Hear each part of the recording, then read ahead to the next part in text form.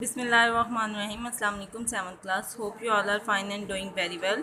Today our English lecture number 35 and today's diary is unit number 6 part A2 reference question से हमारे जो रहते हैं पार्ट डी और एफ।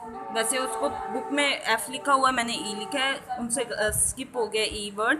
तो दो जो पार्ट्स रह गए हैं वो वाले हम लोगों ने करने हैं रेफरेंस क्वेश्चंस वाले, और पार्ट सी के हम लोगों ने जो है ना कॉन्सेप्ट लर्न करना है, ठीक है।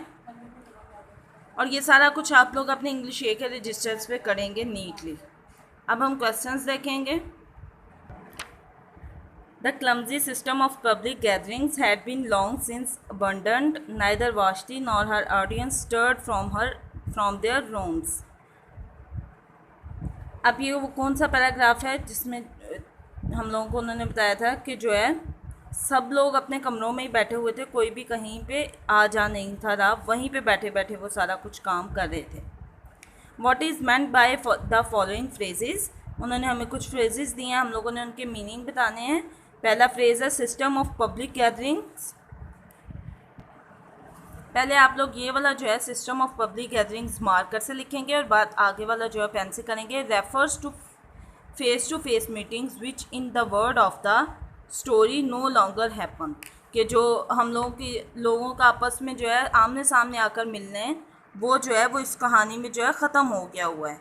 System of public gatherings refer to face meetings which in the word of the story no longer happen.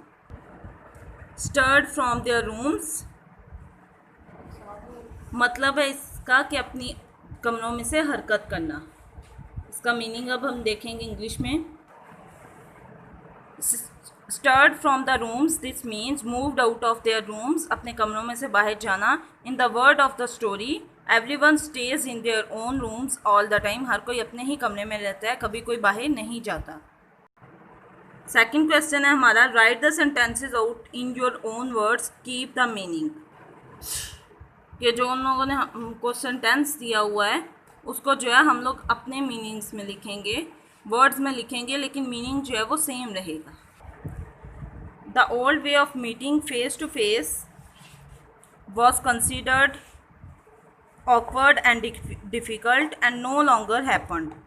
Vashti and everyone else never left their rooms. The older way of meeting, जो पुराना तरीका था आमने सामने मिलने का, अब जो है वो अजीब और मुश्किल समझा जाता था, और वाशी और उसके अलावा जो है वो कोई भी अपने कमरे से बाहर नहीं निकलता था।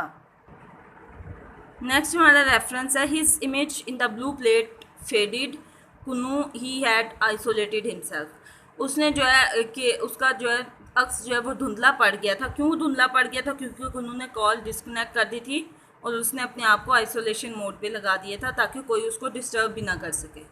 What makes Kuno isolate himself, Kuno isolates himself when his mother tries to dissuade him from visiting the surface of the earth, कि जब उसकी माँ ने उसको जो है ज़मीन पे जाने से मना किया था तो तब उसने अपने आप को जो है वो एक कमरे में बंद कर लिया था। नेक्स्ट क्वेश्चन है, what does isolated himself mean in the story, कि आइसोलेटेड हिमसेल्फ का मतलब क्या है, उसने आपको अलग कर लिया, इसका कहानी में क्या मतलब था। In the story isolated himself means that Kuno has turned on the isolation knob, कि कुनू ने जो आइसोलेशन नॉब वाला बटन जो है वो ऑन कर लिया था इन हिज रूम, अपने कमरे में, so that no one can speak to him through any mean, ताकि कोई भी उससे किसी तरह से भी बात ना कर सके। मैंने आपको बताया था आइसोलेशन मोड ऑन कर सकते थे तो मशीन किसी को भी उसको डिस्टर्ब करने की इजाज़त ही नहीं देती थी। How does Vashti feels after this, Vashti जो है वो इसके बाद कैसा महसूस करती है। She feels lonely after this, वो इसके बाद अपने आप को अकेला महसूस करती है। ये थे हमारे क्वेश्चन आंसर्स। अब हम पार्ट सी का कॉन्सेप्ट देखेंगे कौन सा है। इन्वर्टेड कॉमर्स, इन्वर्टेड कॉमर्स जो है हम कब कब इस्तेमाल करते हैं उसके बारे में हम लोग पढ़ेंगे। इन्वर्टेड कॉमर्स जब हम कोई इम्पोर्टेंट कोड किसी का लिख रहे हो तब हम लोग यूज़ करते हैं। हम लोगों ने किसी की जो है बात एज इट इज़ कहनी हो तब हम लोग इन्वर्टेड कॉमर्स यूज़ करते हैं। और इसके अलावा हम लोग कब कब इस्तेमाल करते हैं वो हम लोग पढ़ेंगे। In the passage you have just said there is a, हम लोगों ने तो पैसेज कोई पढ़ा ही नहीं है, वो अलग से पैसेज मिलता है जो हमारे पास नहीं है। हम वैसे ही इन्वर्टेड कॉमर्स का देख लेते हैं। Inverted commas are use in a number of ways. Inverted commas होते कौन से हैं? अब देखिए दो तरह के हैं, एक होते हैं दोनों तरफ सिंगल कॉमा लगाना है और एक होता है डबल कॉमास लगाना है हम लोगों ने इन्वर्टेड कॉमास। नेक्स्ट पेज पे आप देखेंगे कि सिंगल और डबल का क्या डिफरेंस है। पहली चीज़, दे शो डायरेक्ट स्पीच। जो मैंने आपको पहले बताया था कि इन्वर्टेड कॉमास हम तब लगाते हैं कि जब हम लोगों ने डायरेक्ट कोई बात किसी की करनी हो, ठीक है, या किसी ने कुछ हमने कहा है तो हम एज इट इज़ उन्हीं लफ्ज़ों में आगे आके बयान कर दें, हम लोग उसको क्या कहते हैं, डायरेक्ट स्पीच। एग्जाम्पल इसकी देखें, how are you, he asked, उसने पूछा तुम कैसे हो। मैं अगर ये कह दूँगी कि उसने पूछा कि मेरा क्या हाल है, तो वो इनडायरेक्ट स्पीच हो जाएगी, यानी मैंने अपनी मर्ज़ी से अपने लफ्ज़ों को बदल लिया, तो तब इन्वर्टेड कॉमास नहीं आएंगे। लेकिन अगर मैं कहूँ कि उसने पूछा तुम्हारा क्या हाल है, तो तुम्हारा क्या हाल है जो है वो इन्वर्टेड कॉमास में आएगा और ये सिंगल इन्वर्टेड कॉमास में है। Here we know by the inverted commas the exact words use by the speaker. हम लोगों को पता है कि एग्जैक्ट लफ्ज़ जो है स्पीकर ने क्या कहे थे, वो हम लोगों ने एज इट इज़ लिख दिए हैं। अब यही इसी ऊपर वाली एग्जाम्पल को एक्सप्लेन किया है।